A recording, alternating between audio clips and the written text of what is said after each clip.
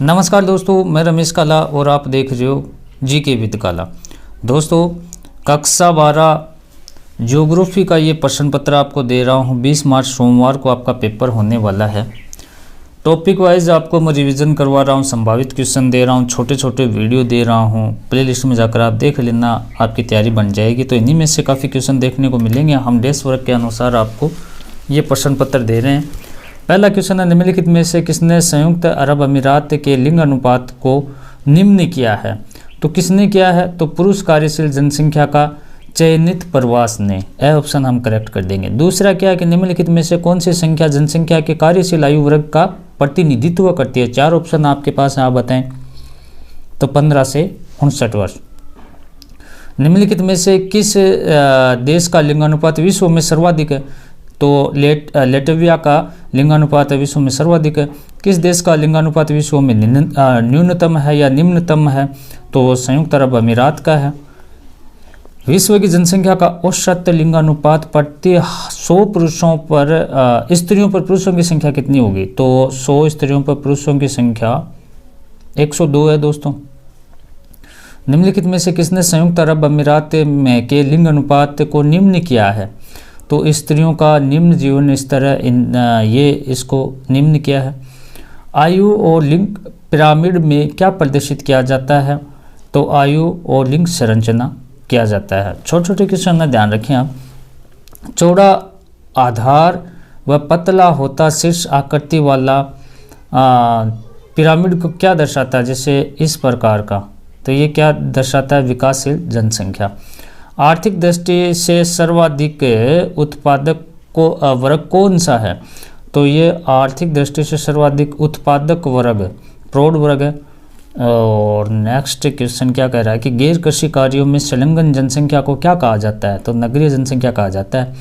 निम्नलिखित में से कौन सा घटक जनसंख्या के संगठन को प्रदर्शित नहीं करता? तो ये प्रजननशील, ये नहीं करता। कृषि कार्यों में संलग्न जनसंख्या को क्या कहा जाता है?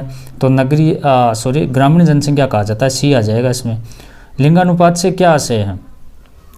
लिंगानुपात से क्या आशय है? तो जनसंख्या में स्त्रियों और पुरुषों की संख्या के बीच के अनुपात को लिंगानुपात कहा जाता है। ठीक है, जनसंख्या में स्त्रियों और पुरुषों के संख्या के बीच का जो अनुपात है ना, कि इतने 1000 स्त्रियों पर इतने पुरुष हैं, 100 स्त्रियों पर इतने पुरुष हैं, ये जो चीज़ें, ये क्या लिंगानुपात कहा जाती है।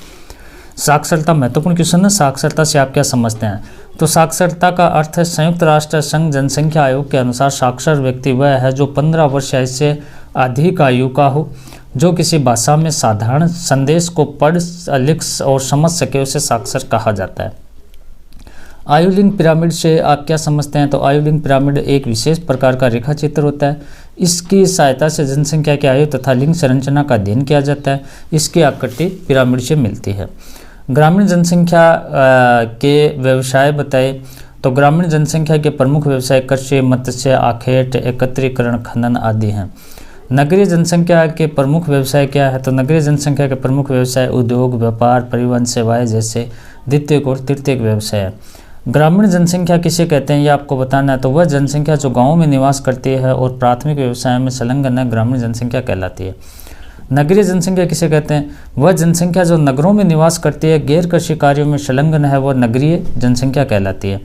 नगरों में महिलाओं के प्रवास को रोकने वाले कारक आपको बताने हैं। तो नगरों में महिलाओं के प्रवास को रोकने वाले कारक कौन कौन से हैं? तो एक तो नगरों के आवास का अभाव, रहन सहन की उच्च लागत, रोजगार अवसरों का अभाव, सुरक्षा की कमी आदि।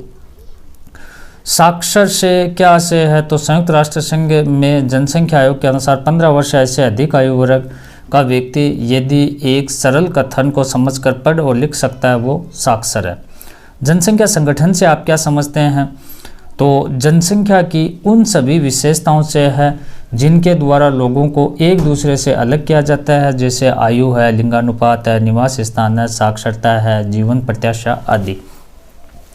व्यावसायिक संरचना क्या है? तो कुल कार्यशील जनसंख्या में विभिन्न व्यवसायों में संलग्न जनसंख्या का अनुपात व्यावसायिक संरचना कहलाती है।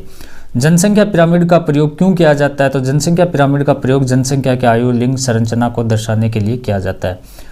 त्रिभुजाकार का पिरामिड किस प्रकार के आदेशों का प्रतिरूपी है? तो आपको बताना है कि विस्तृत आधार वाला त्रिभुजाकार पिरामिड अल्प विकसित देशों का प्रतिरूपी है। जनसंख्या संगठन के किन्हीं दो महत्वपूर्ण सूचकों के नाम लिखिए। तो एक तो लिंग संगठन हो गया, एक आयु संरचना हो गया। नेक्स्ट क्वेश्चन है विनिर्माण क्या है। तो विनिर्माण से आशय किसी भी वस्तु के उत्पादन से है। कार्यशील जनसंख्या क्या होती है। तो 15 से 59 वर्ष के आयु वर्ग के स्त्री व पुरुष कार्यशील जनसंख्या कहलाती है। जनसंख्या संगठन से आप क्या समझते हैं। जनसंख्या के उन विशेषताओं से है जिनके द्वारा लोगों को एक दूसरे से अलग किया जाता है, जैसे लिंग, आयु, लिंगानुपात, निवास स्थान, साक्षरता, जीवन प्रत्याशा, व्यवसाय आदि। इतने क्वेश्चन देखेंगे, बाकी क्वेश्चन नेक्स्ट पार्ट में देखेंगे। छोटे छोटे वीडियो दे रहा हूँ। एक मेरा व्लॉग चैनल है, इस वीडियो के नीचे डिस्क्रिप्शन में उसका लिंक है, उस चैनल को भी आप सब्सक्राइब करें, वीडियो को लाइक शेयर करें। धन्यवाद दोस्तों।